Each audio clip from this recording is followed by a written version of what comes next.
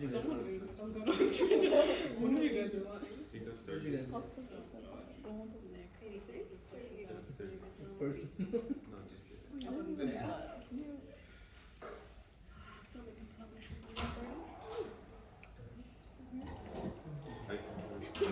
Oh yeah.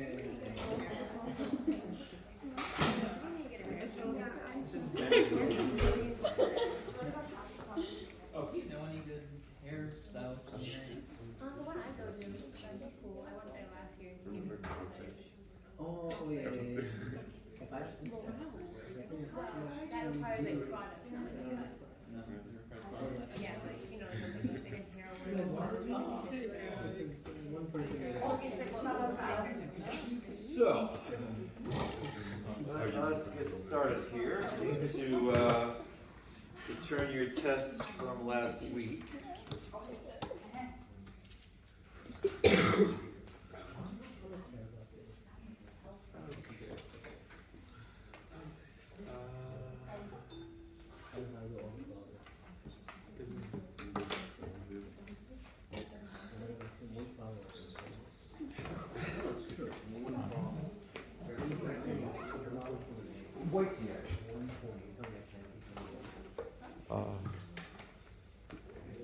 See how?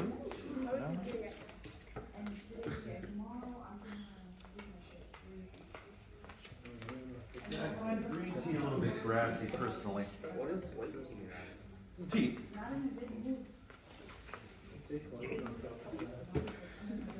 Green tea is heated to prevent the oxidation process that would turn it into red tea. White tea, I've forgotten exactly how it's made.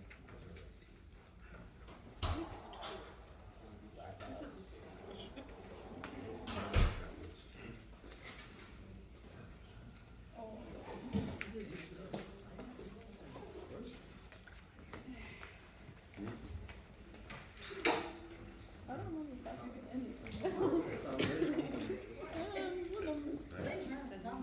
Oh, that's probably not.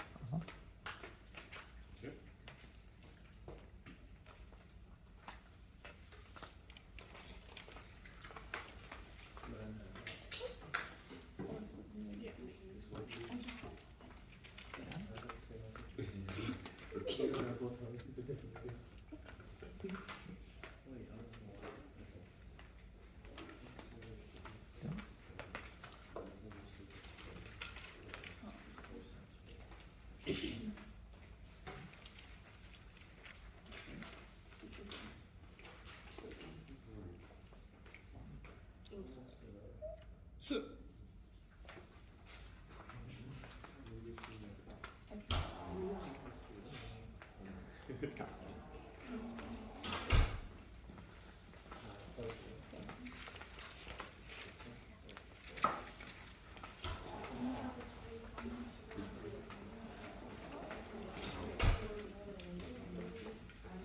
All right, so procedurally we're going to handle this test the same as the first week, so if you have questions about how it's graded, I'd rather take those individually.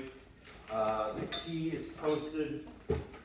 I did notice during my grading there is one more small error in the key, partly because some of the intermediate calculations I left in the key, and while I was doing them I was very sloppy. So if you're paying attention to the intermediate steps, the proofs should be pretty clear, but a couple of the others have some just bad notation because I was in a hurry. But the answers are all correct with one exception. There's one case where the variable is stated as theta, and my answer on the key shows x, which is not correct. Theta and x are not equivalent or interchangeable in any way. So, other than that, I think the key is all correct so far. There was an issue that a couple of you ran afoul of. I made a correction during class, regarding number 8. I forget now if it was sine or cosine, but on the test form there was something involving cosine of 3 theta. And during the test I corrected it to cosine of 1/3 theta. But a few of you didn't notice and solved this equation instead. I took off 1 point for that just because, you know, it's not quite what I was looking for, but if your work was all that was correct, that's really dig in more harshly than that. And I think that's all that I want to say grading-wise. Still a few issues here and there with your answers not being obvious enough as far as which one was the answer, and still being a little bit more difficult than it should be for me to figure out what I'm grading. But definitely improvement there. The scores overall were lower than on the first test, which did not surprise me at all. The material was quite a bit more difficult. I expect the scores on the test on Wednesday will be higher because the material is not as difficult. So that's something you can all look forward to. Today I'm going to cover section 8.2 and get into section 8.3 a little bit. 8.3 in particular is really not bad, it's very mechanical. 8.2 is a lot more like what we were doing Friday. Also, Arthur has very kindly volunteered to take video that I'm guessing will be better than the video that I've been taking. Oh, good, good. Is it okay if I distribute the link, or are you distributing already? Okay, great, great. So that's hopefully will be a better better recordings than we've had available so far. So that's good. Sean, question? Oh, for the test? The key, yes. The test, the chapter 7 test? Yeah, it's on campus. And will you be posting question 6 for that also, or Yeah, I didn't put that on the key. Yeah, I can, wait, didn't I? No, not the one that I posted. I added it later. I do have that, I'll post an updated version that has that in it, yeah. And I'll correct the theta versus x issue. Oh, that reminds me, there are several situations that can arise where arriving at an answer is not possible, but they're not interchangeable. So, for example,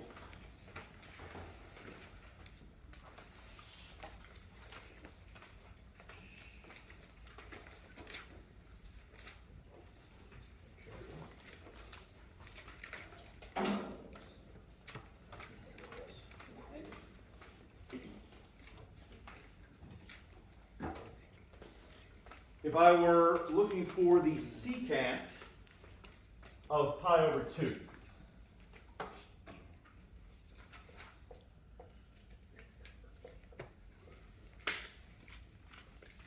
is there a secant of pi over 2?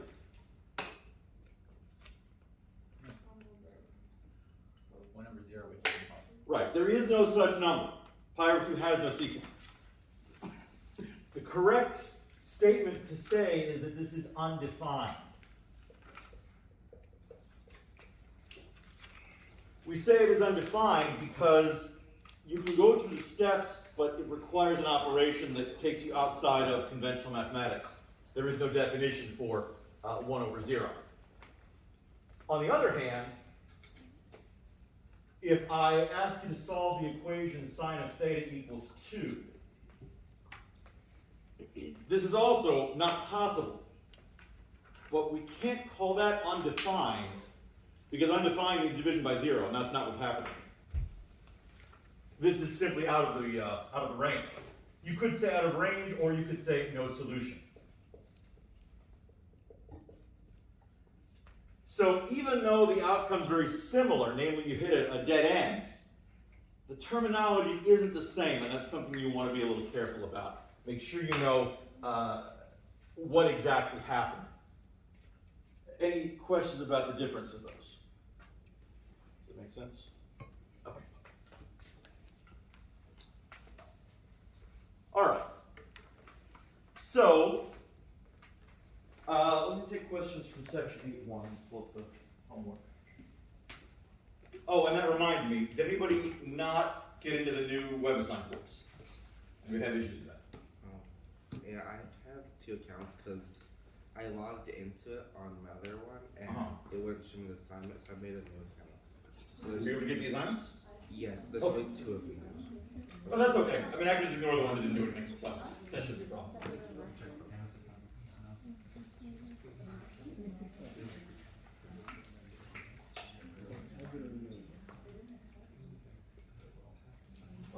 Even if it doesn't expire, the new assignments aren't on there.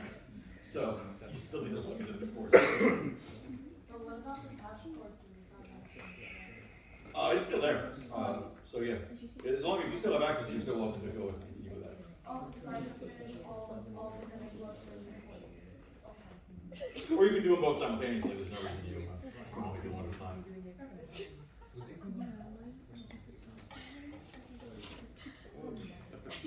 Of course, I need to give myself an extension.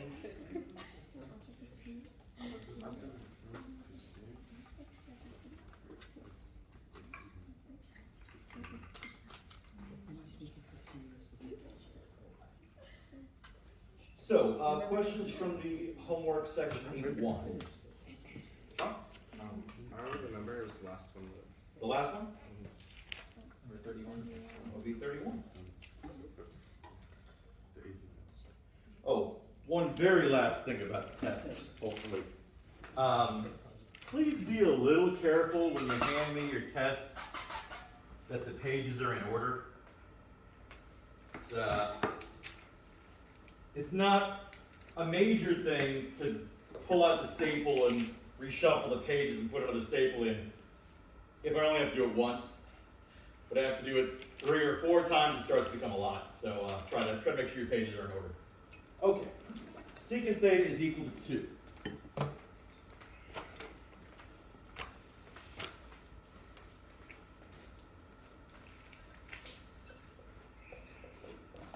Now we have conversions for, translating between polar and rectangular. None of them involve secant. So the first thing I'm going to do is change this into 1 over cosine and see what I can do with that. In particular, I'm going to multiply both sides by the cosine of theta.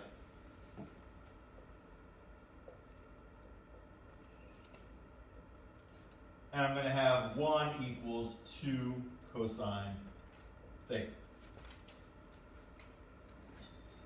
So, the conversions that we have, there's one that involves cosine theta, but it's not just cosine theta, it has r cosine theta in it. In particular, x is equal to r cosine theta.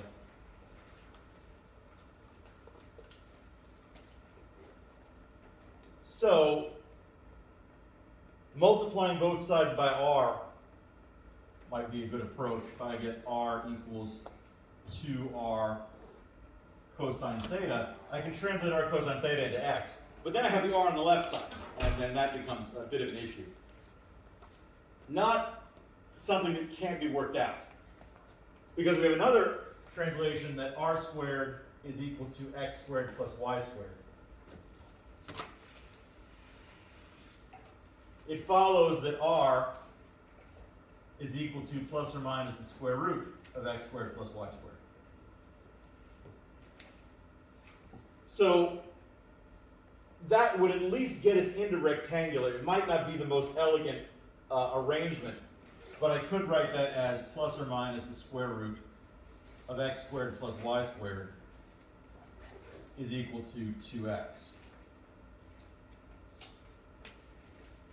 Fortunately, that's really easy to fix. If I don't like the square root on the left side, I can just square both sides. That takes care of it. I could have done that up here, really, to the same result. But ultimately, I have x squared plus y squared is equal to 4x squared. I can combine the terms if I subtract x squared from both sides. Get y squared equals 3x squared.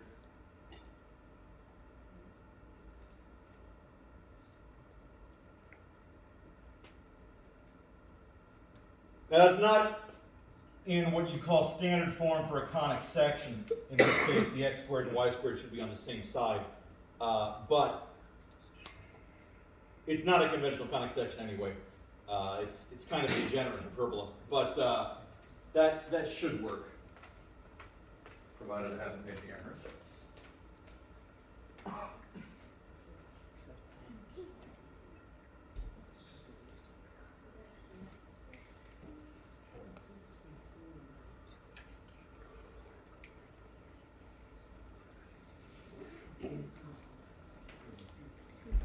Yeah, 3.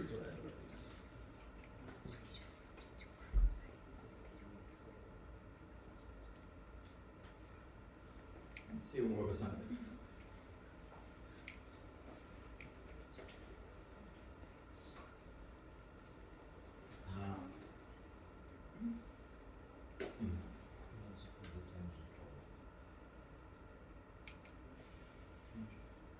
Oh yeah, okay, that makes sense.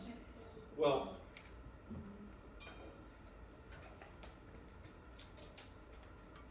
so if I square both sides, I'll get secant squared theta equals 4. So I could apply the tangent formula and say, what is that, 1 plus tangent squared theta?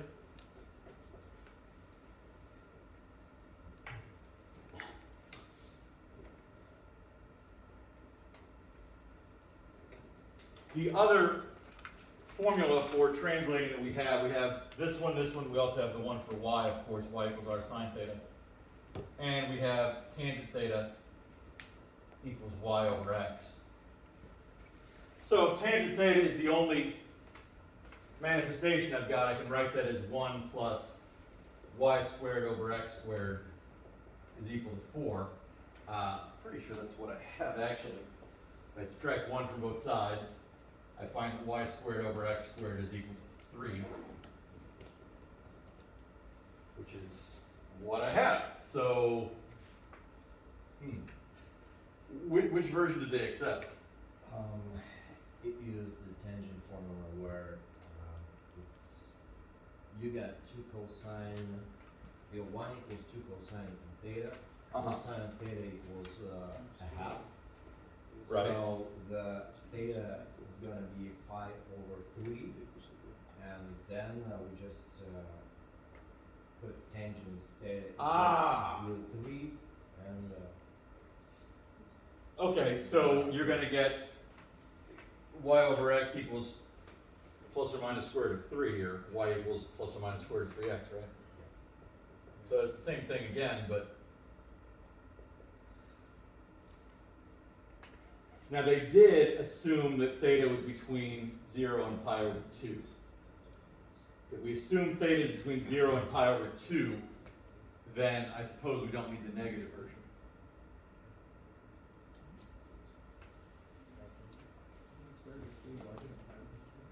That's not the problem. I'm just thinking in terms of which quadrant we're in. But it still doesn't seem like it would fix that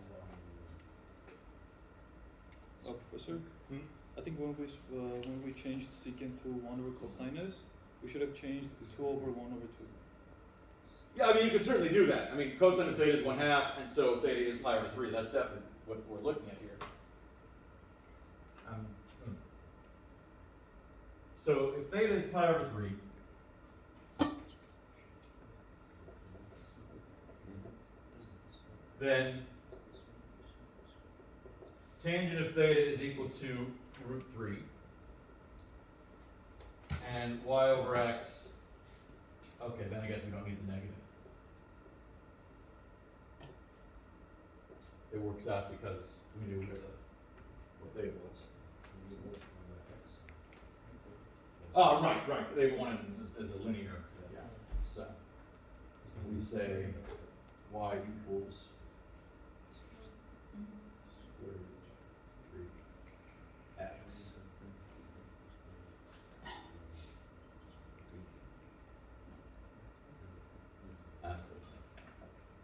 So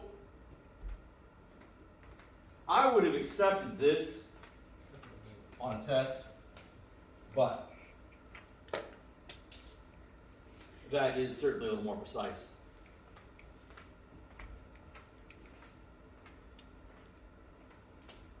Professor, where that rat 3 come from? Oh, well, the tangent of pi over 3 is the sine of pi over 3 over the cosine of pi over 3.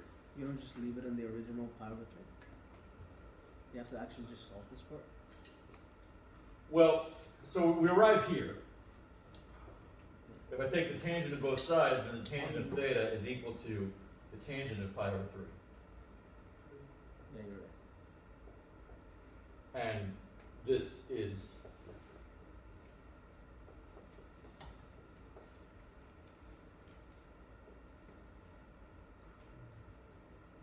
How did we come to the conclusion that was pi over 3? well, we can actually go directly from here. I'm not worried about getting the r's in there. The simpler approach is what Aro suggested.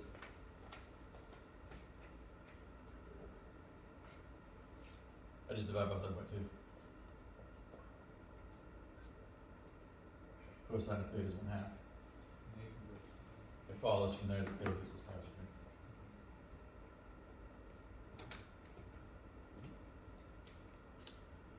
3. Good. Other questions? How do we determine whether or not a rapid is positive or negative? Once we've established that theta is equal to pi over 3, tangent of theta cannot be negative Oh. because it's in the first quadrant.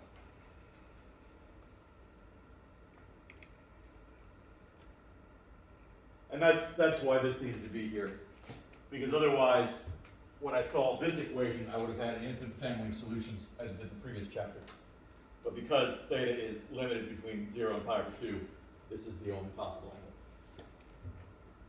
So we only found pi over 3 because of that limit that they gave us again? Right. Otherwise, it would have been pi over 3, but also 5 pi over 3, and also 7 pi over 3, and also et cetera, et So cetera. we derived that from the assumption itself, not from like any algebra we did. Right. No, there would be no way to know about that limitation.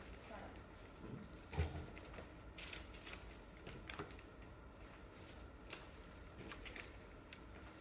Good. Other questions?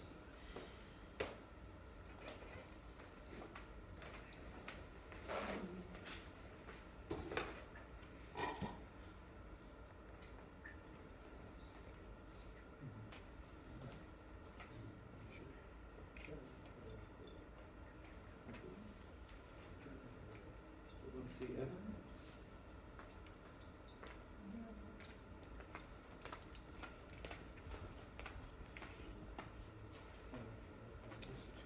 There was another hand up over here again? When will the review be posted?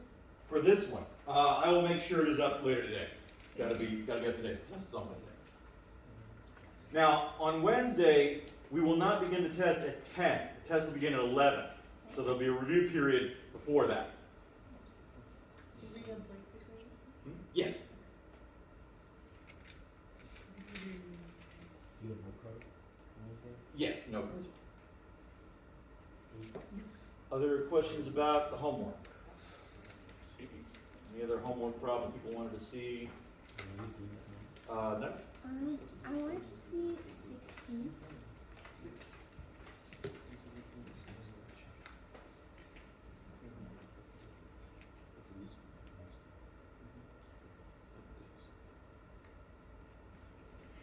Okay, so we're converting rectangular coordinates to polar coordinates.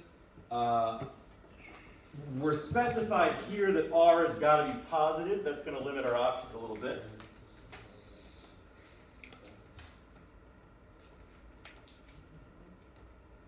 So if I end up in the wrong quadrant, I can't use a negative r to fix it.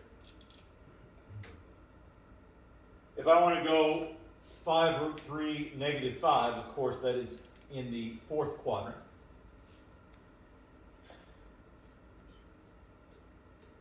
Somewhere around here.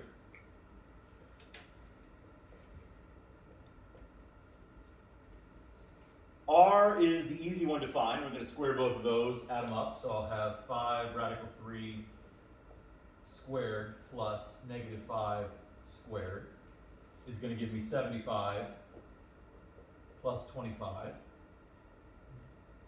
is going to be 100. So R is going to be 10. And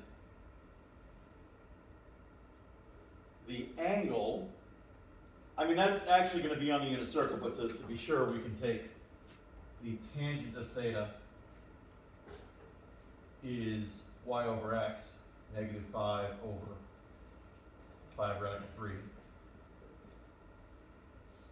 So that's the same as negative 1 over radical 3.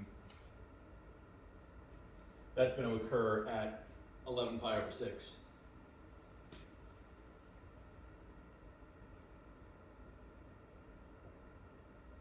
So we should be looking at the point 10 comma 11 pi over 6. Does that make sense? Yeah. Make sure that's correct. One on.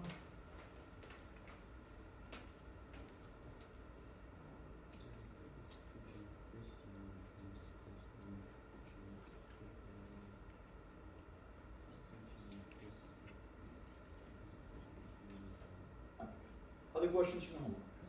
Yeah. Was there a question on this one? I didn't say how Oh, the 10? So you find r by using the Pythagorean theorem, basically. You square x and y, add them together, and take the square root of that. Oh, that's for just. So, what did you mean by that was negative 5 and positive? So ordinarily, r can be positive or negative. Yeah. Meaning, if I just taken the inverse tangent and gotten negative pi over 6, well, that would still be incorrect, but the angle's wrong. Basically, as I demonstrated on Friday, if you're pointing in the wrong direction, so like if the dot had been up here instead, say negative 5 radical 3, positive 5. If I'd used the inverse tangent, I would have gotten negative pi over 6. But I could have fixed that by saying, okay, I'm going to face in the negative pi over 6 direction and just back up 10 steps. So this could have been the point negative 10, negative pi over 6. And I wouldn't have had to worry about hopscotching from one quadrant to another. That's not an option in this case because the instructions specify that r has got to be positive.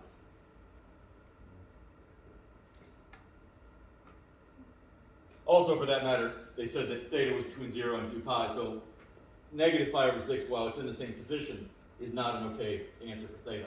So if I typed 10 negative pi over 6, well, it would be in the same position, it would have broken this rule here, and so it still wasn't correct.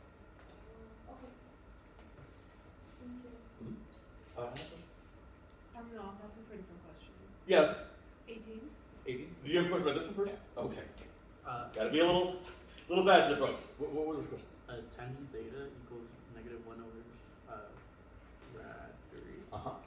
How did you get From here to here? Yeah. Unit circle. I needed a sine to be something like 1 and a cosine to be something like the square root of 3. In particular, if the sine is 1/2 and the cosine is root 3 over 2, that'll work perfectly. So that's going to happen here at 11 pi over 6. So when you're working with the tangent, if it's on the unit circle, either the tangent is 1 if you're doing one of the pi over 4 situations, or it's going to be 1 over root 3 or root 3 over 1, in which case you just got to figure out which one is which, so you know whether you're doing one of the over 6s or one of the over 3s. The tangent values don't show up directly on the unit circle, but they're derived from the unit circle, so you have to just do a little bit of adjustment. For the coordinate for theta, would it also be acceptable to write negative pi over 6? Not according to the instructions of this problem, because the problem said that theta was between 0 and 2 pi. So we need to make it the positive. Right.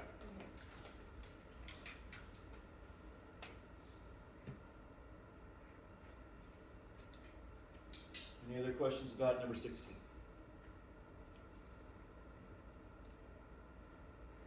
Okay. I don't know, what was your question? 18? 18.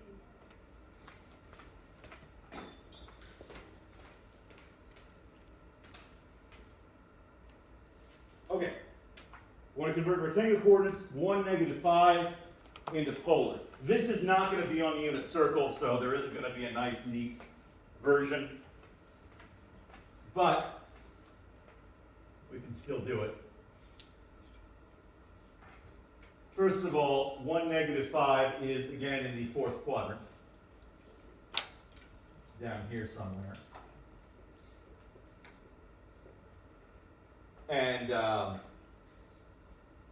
to find r, I'm still going to take 1 squared plus -5 squared. That's going to give me 26. So r squared is 26. It follows that r is the square root of 26. Technically, it could be negative, but not in this case because we're again told that r has to be positive. So that's definitely the r that we're going to use.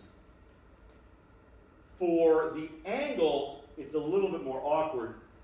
I can say that the tangent of theta is equal to -5/1, which is great. But that's not a unit circle, so I'm just going to have to do the inverse tangent. So I'll take the inverse tangent of -5 to give me theta. The problem with that is that the inverse tangent of -5 is negative. And we were told that theta has to be between 0 and 2 pi. So in other words, I can't rotate clockwise to get there. I have to rotate the long way. Fortunately, that's not too hard to fix. If I want to come the other direction, I'm just going to go an extra 2 pi. I want it to be coterminal in the same position.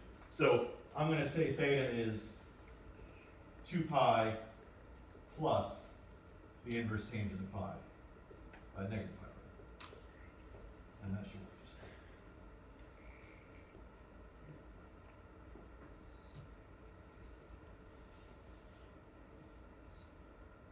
So let's test that.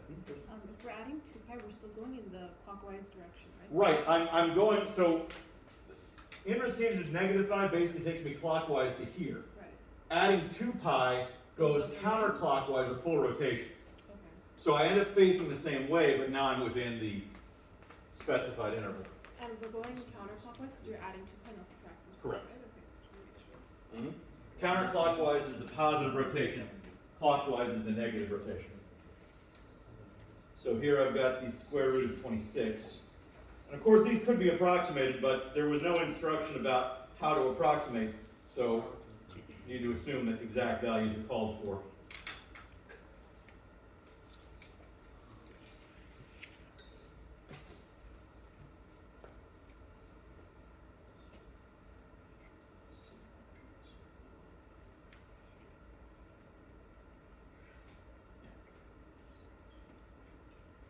Any other questions about number 18?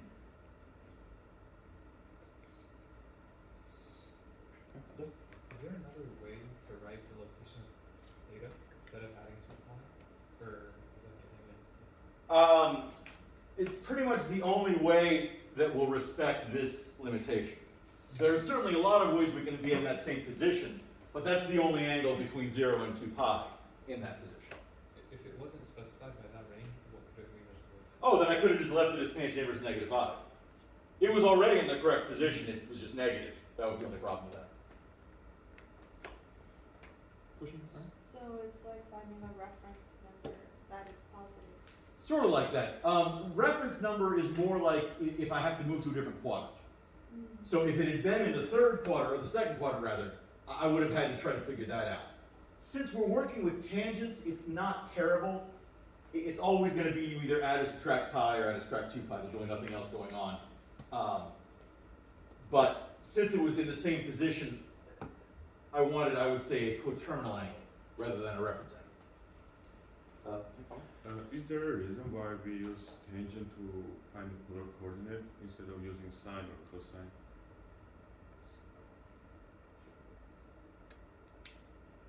Not really. I mean, I think it's a little bit more work to use sine or cosine because the sine would have to be sine of theta equals -5 over the square root of 26. So that would be slightly more complicated. It would be the same value, of course.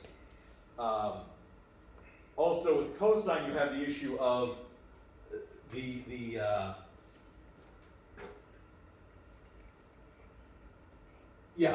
cosine of 1 over the square root of 26 is going to put you in the first quadrant, which you then need to translate down to the fourth quadrant. I mean, certainly it could be done. It's just, I think, it'd be extra steps.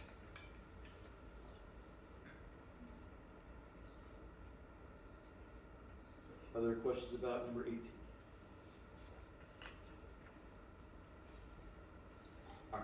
Other homework questions? Okay. It isn't. It's one of the ones I want to clarify. It's about like where you have.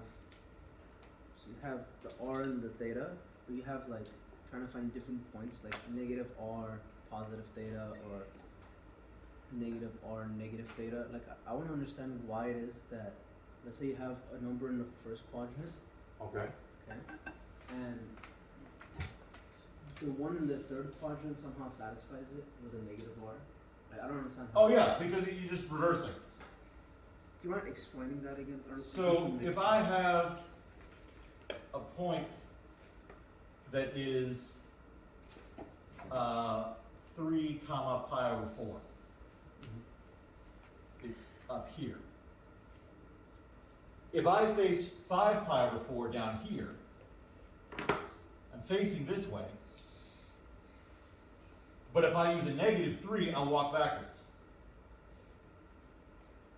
So if I face in this direction and I back up, I'll end up here. So this point and that point, those are coterminal. They're in the same position. Whether I face this way and walk forward 1, 2, 3 steps, or if I face this way and walk backwards 1, 2, 3 steps, I end up in the same position. That's what the negative r does. It doesn't change your facing, it just means you're stepping backwards instead of stepping forwards. Okay. Other question? Yeah. Okay. Oh, well, good news. This was super easy. Quick question on 18 before you erased it. Okay. If it was like negative 10, would it be plus 4 pi then, or? I'm just a little It confused. would have been negative 10. If it had been like negative 10 for the tangent. So this has been the point 1 comma negative 10. Everything would have been exactly the same as that would be negative 10. How do you know that like the 2 pi is enough to make it positive? Like, What now? how do you know that 2 pi is enough to make it positive in that situation? Oh, well, the inverse tangent of negative 5 is going to put me in the 4th quadrant. But since it's rotating clockwise, it's between 0 and negative pi over 2. So if I add 2 pi, I'm definitely going to get a positive angle. All right, number 19, we want to write x squared plus y squared equals 25 in polar form. But that's no problem at all, because x squared plus y squared is r squared.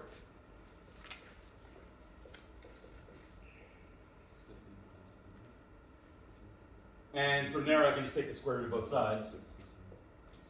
R is technically plus or minus 5, but since all of the angles are allowed, I don't even need to say that.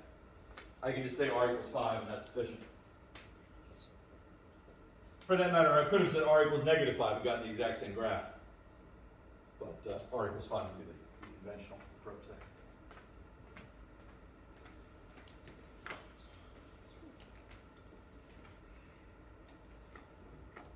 Don't we have to get a pivot first? Nope. What does x squared plus y squared equals 25 look like, that graph? I mean, what is the graph of? It's a circle. Center of the origin, radius 5. Since it's a circle, theta doesn't matter. You go all the way around, everything's exactly the same. Just like you can have graphs without an x or without a y, you can have a graph without a theta or without an r. It just means that it doesn't matter what theta is. R is always 5, so we don't need to say anything about theta. I mean, technically you can consider that a degenerate case as well. But yeah, it just means that r equals 5 is all you need to know. You just go out 5 and go all the way around. It's similar to a graph being x equals 5, right? Yeah, same idea. That the other variable just is free to be whatever, and the variable we know about will remain fixed. Professor, is Yeah. negative 5 technically still right for this since it's a circle? Should be. Let me try. There was no specification that r be positive, so it should be fine. They didn't like it. They're actually asking. that equation is completely correct and valid. What they're, at least the way I got to the answer was I had to rewrite x and y in terms of r cosine and sine theta. The polar equation. Right. Yeah, but I mean, this is identical to r equals 5. It's totally right. They're just Yeah, it's just a WebAssign thing. There's no justification for why that doesn't work. WebAssign is just being too fussy there. Sometimes WebAssign is not clever enough to recognize equivalent expressions of the same thing. So certainly I would have accepted r equals -5 on a test as correct, but WebAssign apparently is fussy about that. Good. Other homework questions? All right. I'm going to go and move on. We got a lot to get through today. So I want to talk about graphing polar equations. And actually, r equals 5 is a great place to start.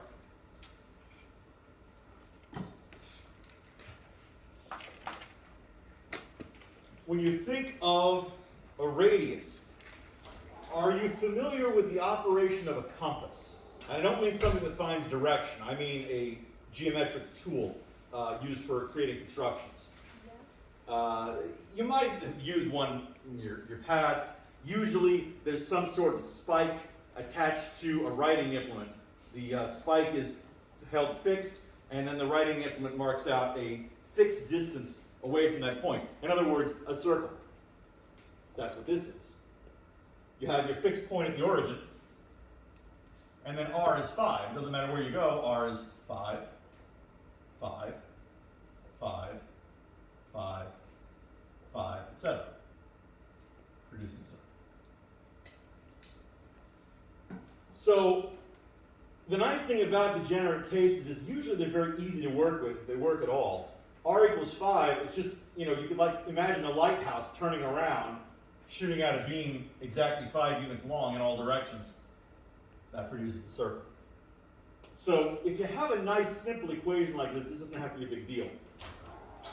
If r and theta are both present, that makes things a little bit more complex, but not terribly so. So I'm going to walk you through a few examples of how we can go about this. Does this make sense, though, why that's a circle with radius 5 for good there? Okay.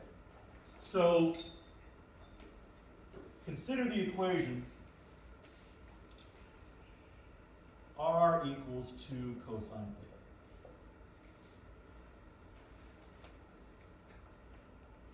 If I want to graph this, I need to consider some values of theta.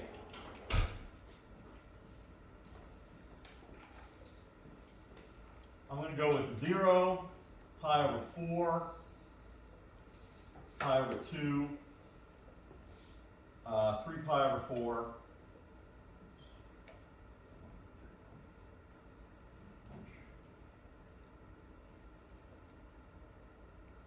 pi,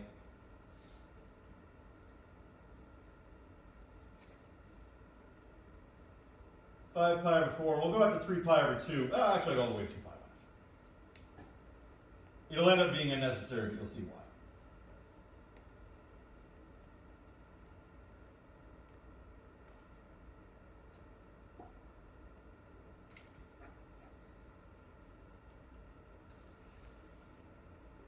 And of course, the cosine of 0 is 1. So 2 cosine of 0 would be 2. The cosine of pi over 4 is root 2 over 2. Twice that is root 2. The cosine of pi over 2 is 0. Twice that is still 0. The cosine of 3 pi over 4 is negative root 2 over 2. Twice that is negative root 2. The cosine of pi is negative 1. Twice that is negative 2. Cosine of 5 pi over 4, negative root 2 over 2. Twice that is negative root 2. Cosine of 3 pi over 2 is 0, so twice that is 0. Then positive root 2, and then a negative 2. So, let's plot these. So I'm going to have a circle here, radius 1, another circle, radius 2. You should dot it so mix them up with Curve.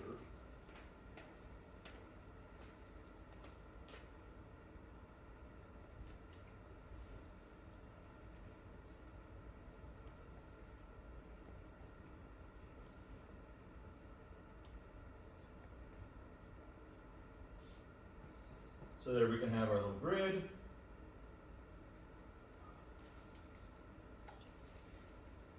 But I'm also going to draw a circle with a radius of root 2.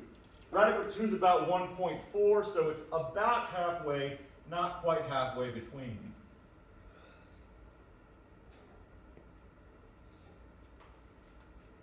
So that's radius 1, radius radical 2, radius 2.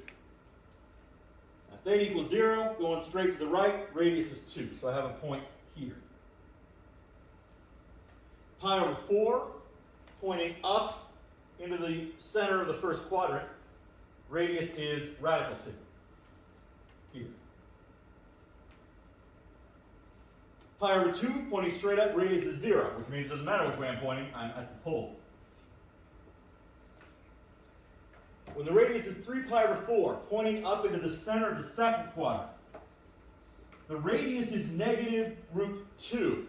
So I'm pointing into the second quadrant, but I'm going to back up.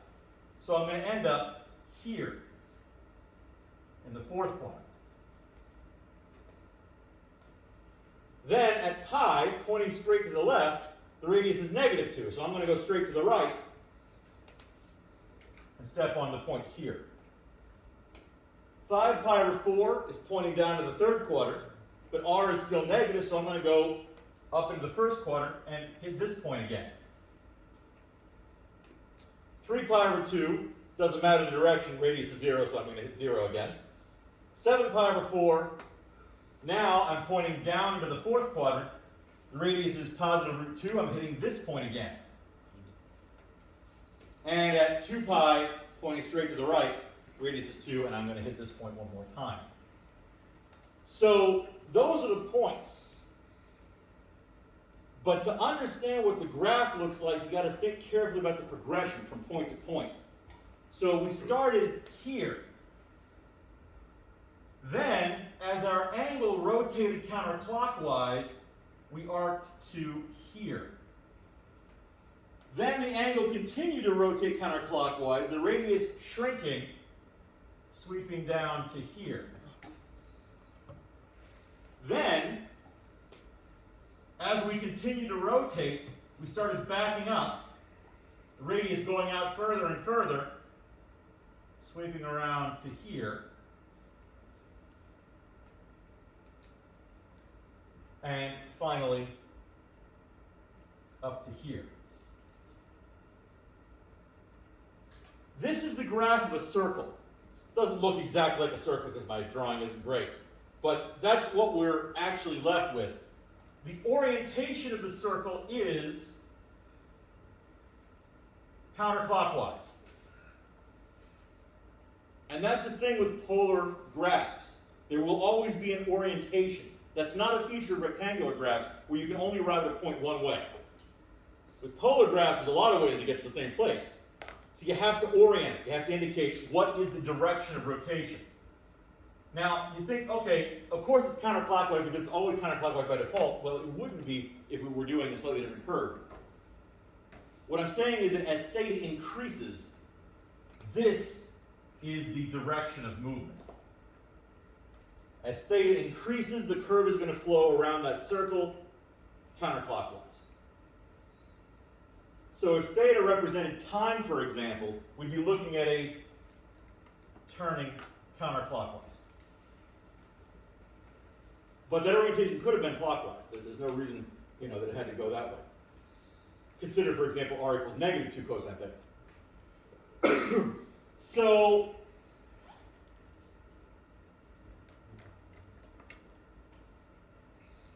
the period of this curve, it started repeating itself before we actually went all the way through.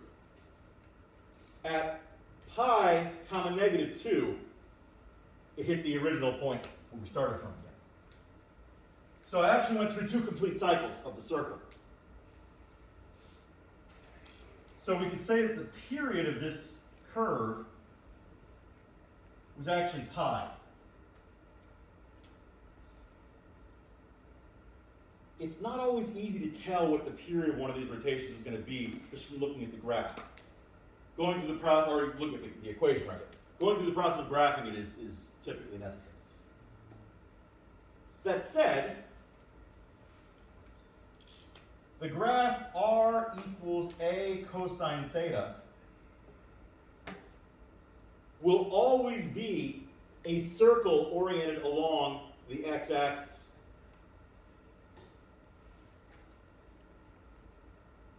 Now, whether it's on the right side or the left side depends on whether a is positive or negative.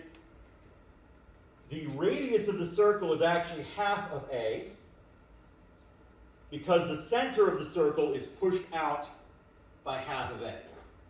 So if I had an equation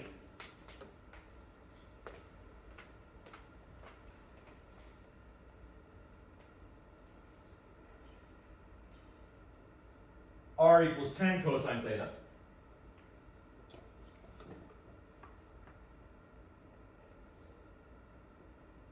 that would be a circle with a center at 5, 0, radius of 5.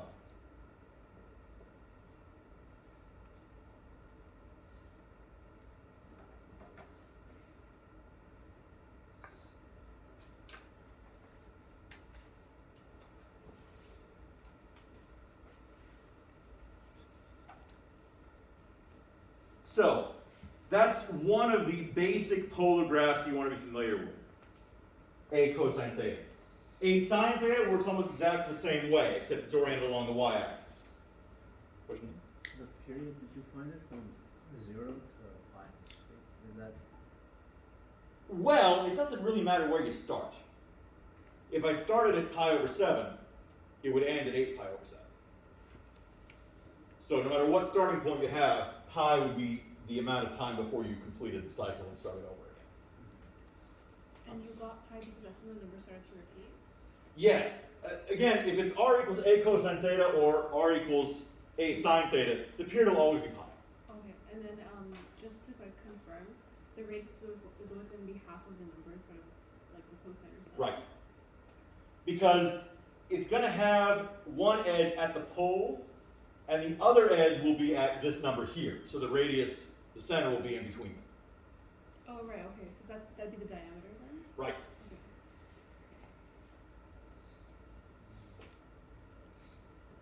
Okay. Okay. A sine theta, a cosine theta. Any questions about those? All right. Let's look at something a little bit more.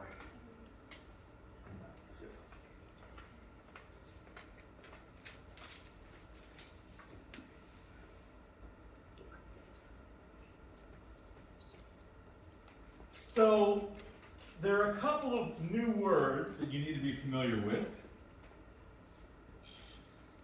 You know some of the shapes of graphs, of course. You know circles and parabolas and all of that. It's also going to be something called a limaçon.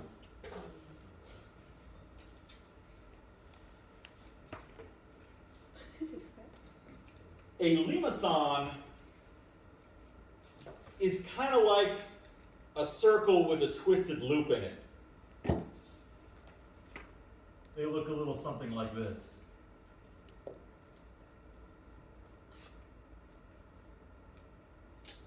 That's a horizontal limaçon, of course. It's going to be produced by a cosine.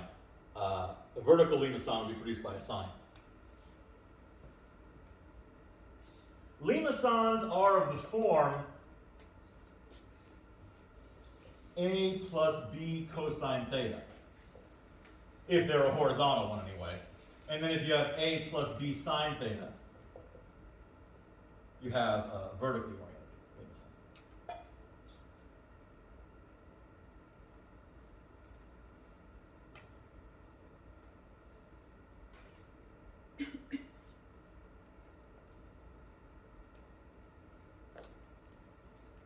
If a and b happen to be the same number, we have a special case of the limaçon called a cardioid.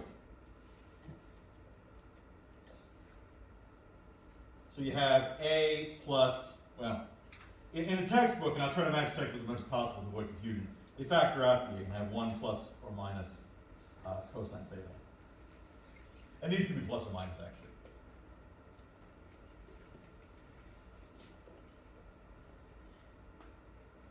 Whether it's plus or minus affects the orientation. But the cardioid is like limaçon, but there isn't actually an inner loop. It just has the shape if it didn't, because the ratio between A and B affects how big this loop is.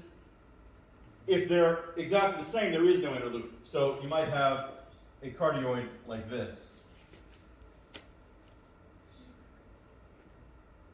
Or,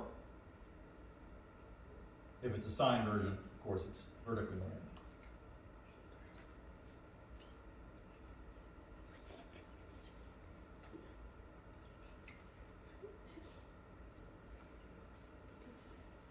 And that's why they're called cardioids, because they roughly resemble hearts. I thought it looked more like a bean. Yeah, Looks like a butt. it might. But mathematicians are not known for being particularly fun people, so nobody decided to call one a gluteoid.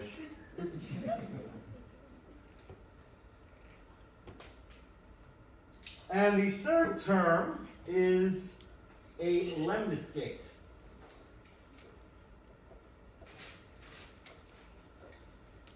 I know it looks like it should be lemniscate, but it is lemniscate. And a lemniscate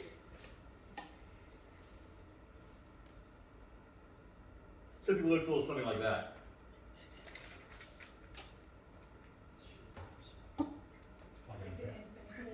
A little bit like that. They're supposed to be the same, right? Well, I mean, they're symmetric. The orientation is important. Strictly speaking, this should have a horizontal tangent line, so that's kind of a poor one. Let me try that again. Or more like that. Maybe think of the propeller of a plane or a fan blade with only two.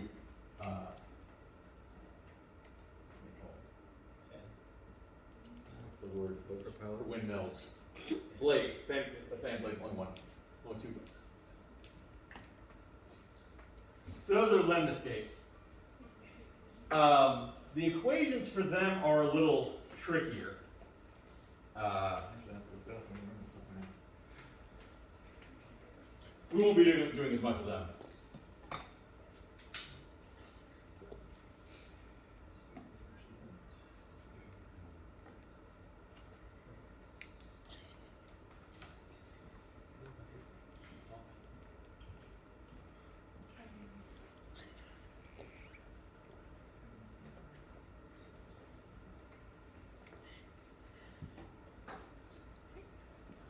Now, the method that they describe for graphing these in the text, I didn't care for. So this is something like a lemniscate. Yes, it involves r being squared is the giveaway. Huh.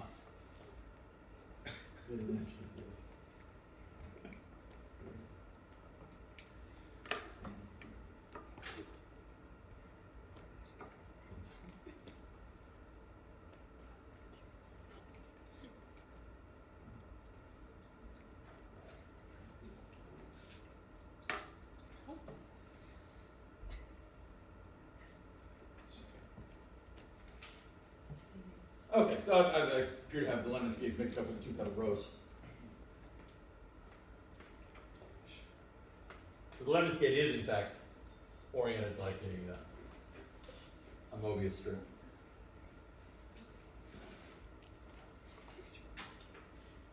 And then we'll have various rose shapes. Roses come in a variety of shapes. Thinking of them as fans might be more accurate. Thinking of the orientation of fan blades.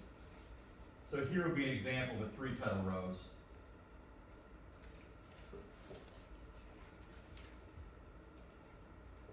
or you might have 4 petal rows.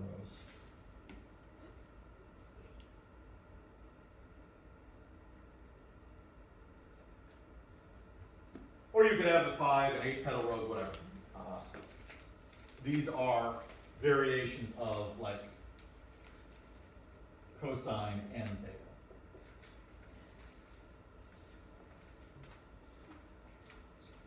What's the absolute length of theta? What now? Absolute length of theta versus cosine. What's what? I can't tell what the. Oh, that's an N. The letter N. Professor, I'm assuming I have to graph all of these. The lemniscates I'm probably not going to have you graph. They're a little tricky. But the others, yes. They're not nearly as bad as they look. Let's take a 10-minute break. When we come back, I'll show you some tricks that make graphing a lot easier.